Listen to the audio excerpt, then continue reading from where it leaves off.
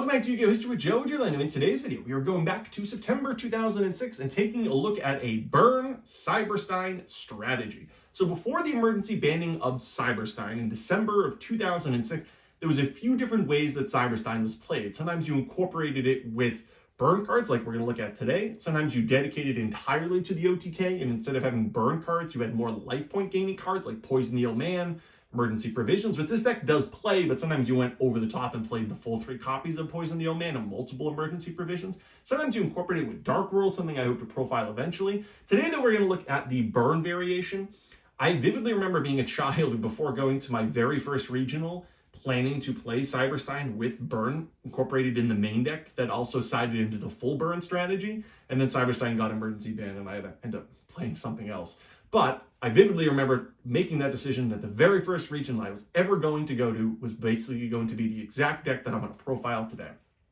I elected to profile this variation because I like the burn inclusion of it, because I think having a secondary win condition is valuable. Your opponent, once they know you're playing Cyber-Stein, is going to race to get you below that 500 threshold, so you can be unable to activate Cyber-Stein effect unless you have some of those life point gain cards like Poison the Old Man.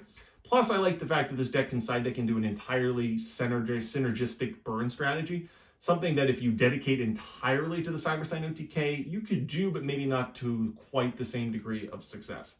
But without further ado, let's take a look at a burn Cyber-Stein deck before the emergency banning of Cyber-Stein, of course, in the post-chaos format. Okay, first we'll start with, of course, 3 copies of Cyber-Stein. Unlike the other time that we profiled Cyber-Stein, this is basically an all-in Cyber-Stein deck. It is relatively difficult to win without Cyber-Stein in this particular variation. So we're going to max out a full 3 copies. Then each of the monsters in this deck are going to be divided into a couple different categories. So one of the things that was really common in Cyber-Stein decks was to incorporate some burn cards. That way you didn't necessarily need to summon Cyber-Stein on a clear field. Yes, if you combine Cyber-Stein with Megamorph/Limiter removal on a clear field, you're going to win, but that's not necessarily always the case. So if you can chip away some burn damage with a card like Koala early in the game, then you can summon Cyber-Stein onto a committed field and actually still deal enough damage to win. So 3 copies of Koala. It also combines really well with the burn stall cards in this deck, the cards that were very common in stall strategies like Messenger of Peace with the 1800 defense. This is also a format where Heavy Storm is legal, so people typically keep cards in their hand. I would recommend that if you actually played against a Cyber-Stein deck, you should just set all of your cards. If they have Heavy Storm or a Giant Trina, they're just going to beat you anyway. So setting multiple defensive traps is actually probably the right play. It would also help you play around Koala burning you. But we have 3 Stein and 3 Koala. In many Stein decks during this time period, you would see cards like Nimble Momonga. Nimble Momonga allows you to gain life points when you drop below the 5,000 threshold necessary for Cyber-Stein. It also contributes with some of the other cards in this deck to occasionally get you above 10,000, so you can double Cyber-Stein people. You know, use Cyber-Stein, maybe put Rio Senshi on the field, and then put your Cyber-N/Cyber Twin Dragon or Blue Eyes Ultimate Dragon. So 3 copies of Nimble. It's also a good stall card, right? If your opponent doesn't have Zaborg and they're just going to attack into them, you are able to stall the game out while gaining life points at the same time. Then we have some utility cards. We have 2 copies of Lakuda. So this card's an interesting choice. I elected to include when looking at Cyber-Stein decks during the time period. It's not necessarily in every single variation of this deck, but it's a card that we've yet to profile. This is I used to call them flip-flop cards, or Pac-Man cards was actually how they were typically referred to. Pac-Man cards are monsters in which you need to actually flip yourself to get their effects. They're not typical flip effect monsters. Then you can reset them down. Cards like Swarm of Locusts, Swarms of Scarab, Medusa Worm, and then of course Lakota. This one actually allows you to draw. However, it does need to be flipped to yourself. If they attack into it, you do not get to draw. This deck with a bunch of stall cards, you could very reasonably draw 1 or 2 cards off of this, and all of a sudden, if you're digging into Cyber-Stein and Cyber-Stein combo pieces, it can be a huge part in that. So 2 copies of Lakuda. We have 1 copy of Sangan to search Cyber-Stein or any of the other stall cards that we need. Spirit Reaper, which serves the purpose of stalling the game out when necessary. A copy of Magician of Faith. This deck, there's a few reasonable targets. We can get back Graceful Charity, which is by far the best one. But if your opponent ever destroys a card like Swords of Revealing Light or Level Limit Area B, Messenger Piece, we can get it back with Magician of Faith, and then 1 copy of Morphing Jar. In the sided games, when we are transitioning into a full burn strategy, a card like Morphing Jar is really useful because it allows you to dig into more copies of stuff like Just Desserts or Secret Barrel, and the more of those you accumulate, obviously the easier winning will be. So one copy of Morphing Jar, and theoretically you can set your hand and then use Morphing Jar to dig into Cyber-Stein pieces. In terms of the spell lineup, so the spell's going to be divided into really two separate sections. Over here we'll do the combo pieces for Stein OTK. We have the 3 copies of Megamorph and 1 copy of Limiter removal. Limiter was limited to 1, no pun intended. These are our 4 options for doubling the attack of our fusion monster. Then we had back row clearing cards, 2 giant Trunades and 1 heavy storm. Trunade was semi-limited, so we're obviously going to only play the 2 copies. From there, we have the stall cards. We have 2 copies of Nightmare Steel Cage, 2 copies of Messenger of Peace, level limit, swords, and I also consider Scapegoat in that as well. To note here, Nightmare Steel Cage is basically a 2-sided Swords of Revealing Light that only goes for 2 turns, so it is a strict downgrade to swords. But in this type of deck, if we're just trying to draw into Cyber-Stein pieces or potentially the burn cards necessary to kill our opponent, that's not all that likely in game 1, but it is not impossible. It's way more likely in game 2 and 3. Having a card like that is pretty useful. Messenger of Peace combines really well with things like Desquala. Then we have obviously some of the better ones like Level Limit Area B. This is a format where level 4 and beyond are really the true kings of the format. Cyber Dragons, Monarchs, and then cards like Spy, Dekoichi, Mystic Tomato. There's a lot of level 4 pluses in this particular format. You're not typically going to be beat down by a lot of things, maybe Sangan here or there, but Level Limit's fantastic for that purpose.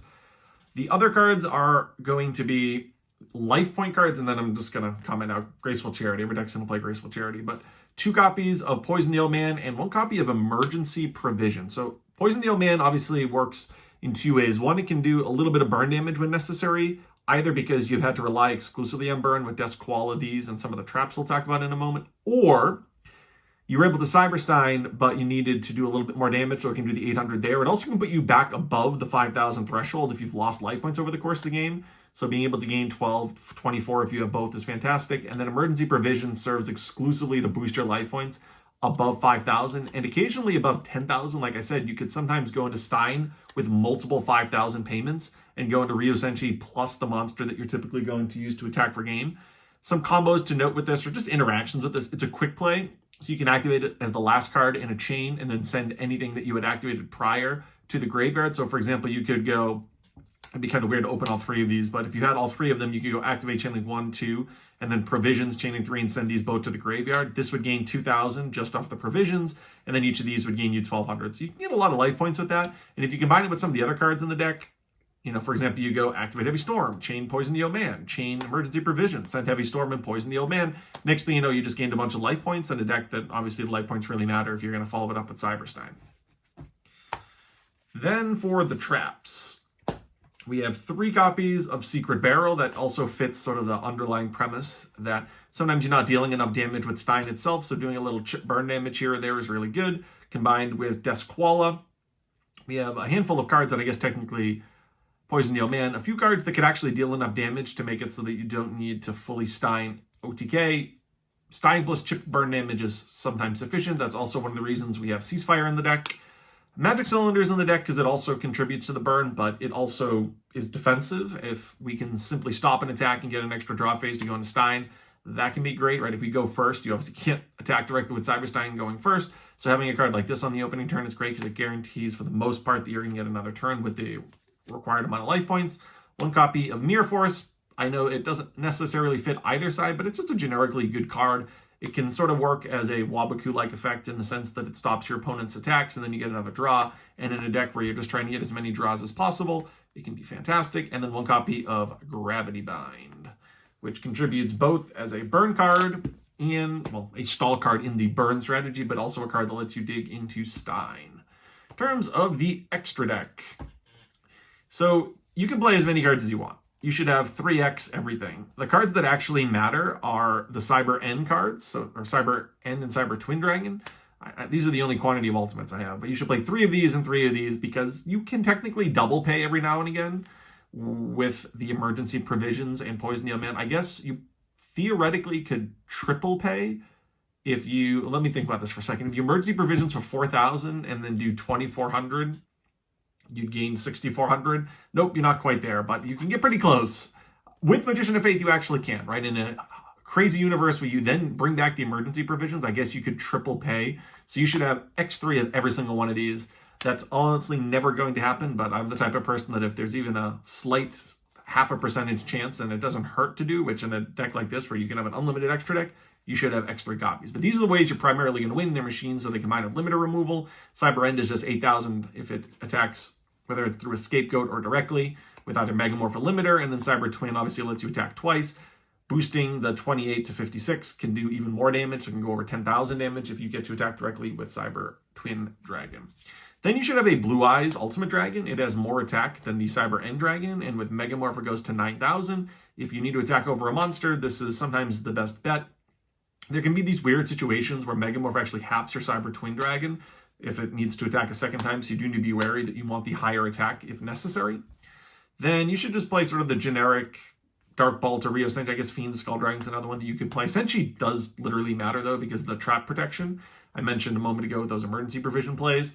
And again, you should just have every fusion monster. I threw some utility ones down here. I couldn't think of a realistic reason why you would just have to attack directly, but I don't know, maybe in the mirror match your opponent summoned a gigantic Cyber-End Dragon and you can't attack over because they have a big monster, but you need to attack directly, so maybe you need it. And then Last Warrior, honestly, you should probably never go into Last Warrior, but you never know. Just play all the fusions. It's that simple. In terms of the decks at the time, the most popular deck were various Monarch decks. A lot of them played Apprentice Magician, so I'm using Apprentice here to represent that, though just any other Monarch decks would also be viable at the time. There was, of course, the Mirror Match, which I'm actually going to use Last Will to represent. There were a bunch of Stein decks that played things like Exiled Force, even Cannon Soldier with Last Will to put Stein on the field.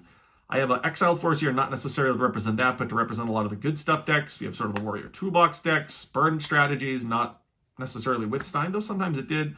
Dark World was a strategy that was seeing some popularity because of the rise of the Stalos. And then I'm going to put a Prickle Fairy here because this was a format where a lot of random decks topped. There's actually a deck based on Prickle Fairy that topped. Of course, Mooseman did, so I'll eventually profile that. So this is here just to represent the variety of random decks that you would sometimes see. This side deck isn't as exciting as some others where we're pinpointing specific matchups. This is a side deck where we're actually just transitioning into full burn. So we have 3 copies of Stealth Bird.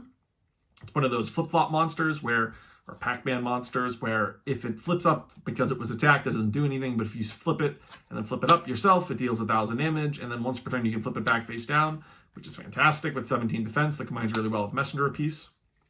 2 copies of Lava Golem with Gravity Bind, Messenger Piece, the Ring of Destruction I'm going to talk about in the side deck in a moment, obviously being able to deal damage in the standby phase, plus killing your opponent's monsters occasionally is good. It's not like there's negates in this format or anything, but Lava Golem's here because it combines well with the overall strategy of stalling out. 1 copy of Mask of Darkness. This deck obviously can have a ton of trap cards. Wave Motion Cannon, arguably the best burn-esque card, at least in my opinion. It's really up there. You can basically play an entire deck where this is the only burn card, and if you synergize enough of the strategy to it, this is sometimes all you need, but 3 copies of Wave Motion Cannon. Then we have 3 copies of Just Dessert to combine with the Secret Barrels, and 2 copies of Wajama Trio, and then 1 copy of Ring of Destruction. So Ring was actually unbanned at the beginning of the format, which everybody at the time thought was done to counteract Cyber-Stein so that it was less likely that you'd have 5,000 life points, which is hilarious because it's just a one-of in a format where there's no searching effects whatsoever. However, people typically put a card like Ring in the side deck of a deck like this because it was symmetrical and you didn't want to drop yourself below 5,000 damage. Though I will say, in retrospect, I think it was probably worth maining because the chip burn damage really matters. You have emergency provisions, you have the poison the old man, plus the most likely thing you're going to do with this is flip this on a Monarch, and the 2400 is not enough to drop you below the threshold yet. So I think it could be warranted to put it in the main deck. I like to put it in the side deck because I'd say that was more common and representative of the format at the time. But nevertheless, that's Joe Giorlando for Yu-Gi-Oh! History. Thank you for watching. Check back soon for plenty more Yu-Gi-Oh! content.